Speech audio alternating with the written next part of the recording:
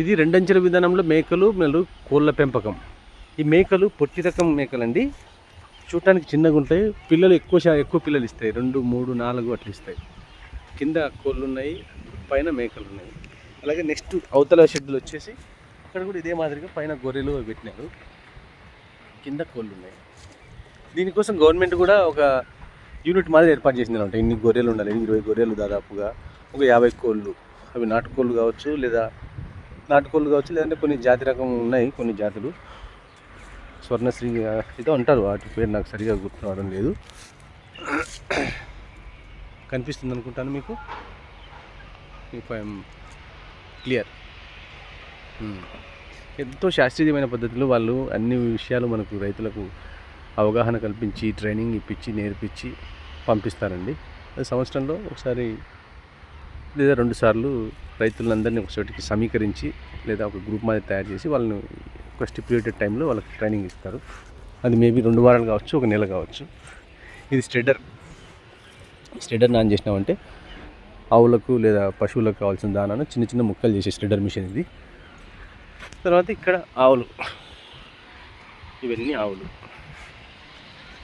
చూసారా, ఆవుల షెడ్, గిర్ ఆవులు, ఇవి దేశీ ఆవులు.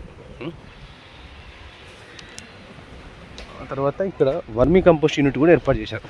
వీటి నుంచి వచ్చే పేడ వాటితో అక్కడ ఆ పాకలు వేసారు కదండి, కొట్టాలంటారు. ఆ కొట్టాలలో వేసి ఒక బ్యాచ్ తయారు కావడానికి ఇంత టైం అంటూ ఉంటుంది. ఆ టెంపరేచర్ని బట్టి, వాతావరణంలో ఉండే పరిస్థితిని బట్టి, ఆ బ్యాచ్ని బట్టి వాళ్ళు ప్రతిరోజు ప్రతిరోజు అందుబాటులో ఉండేలాగా ఎన్నో షెడ్లు వేసి పెట్టారు.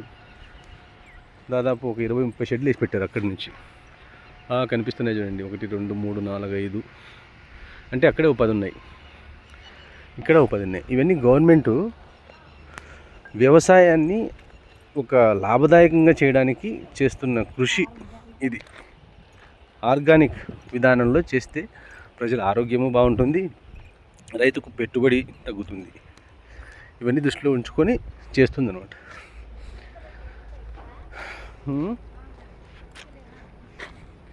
చూసారా, ఇది వచ్చేసి మన వర్మీ కంపోస్ట్ యూనిట్. ఇది ఇక్కడ ఫస్ట్ వేసినప్పుడు ఎరువు దాదాపు 2 అడుగుల హైట్ ఉంటుంది, లేదా 1.5 అడుగుల హైట్ ఉంటుంది.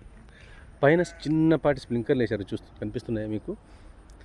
ఈ స్ప్రింక్లర్లతో నీళ్ళను స్ప్రే చేస్తుంటుంది. ఎందుకంటే ఇన్ కేస్ వేడి ఎక్కువైంది అనుకోండి, వానపాములన్నీ లోపలికి వెళ్ళిపోతాయి. ఆ టెంపరేచర్ మేనేజ్ చేయడం కోసం. చూడడానికి ఇట్లుంది, ఏమి ఉండదులే అనుకుంటున్నారేమో. చూడండి లోపల ఎరువు ఎంత ఉంటుంది. వానపాములు కూడా చూపిస్తాను నేను మీకు.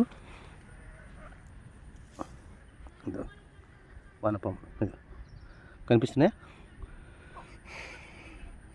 ఇది ప్యూర్ ఆర్గానిక్ మాన్యూర్ నుంచి వచ్చిన వర్మీ కంపోస్ట్. ఇది చూసారా ఇలా ఉన్నాయి. ఇప్పుడు మన ఇంట్లో గార్డెనింగ్ కోసమనో, లేకుంటే పూల మొక్కల కోసమనో, లేకుంటే ఒక ఇవి ఇంట్లో కూరగాయల కోసమనో చేస్తాం కదా, అప్పుడు వీటితో పాటు ఎర్రమట్టి, ఇసుక అవన్నీ కలిపి మట్టి ఎట్లా ఉండాలంటే ఇట్లా పట్టుకుంటే చేతికి తగలకూడదండి. చూడండి ఎన్ని వానపాములు ఉన్నాయి చూడండి. ఇవన్నీ పైన వేడి ఉంటాయి కాబట్టి ఉండవు, కొంచెం లోపలికి వెళ్ళిపోయింటాయి. ఇదిగోండి కనిపిస్తున్నాయి, ఎన్ని వానపాములు ఉన్నాయి.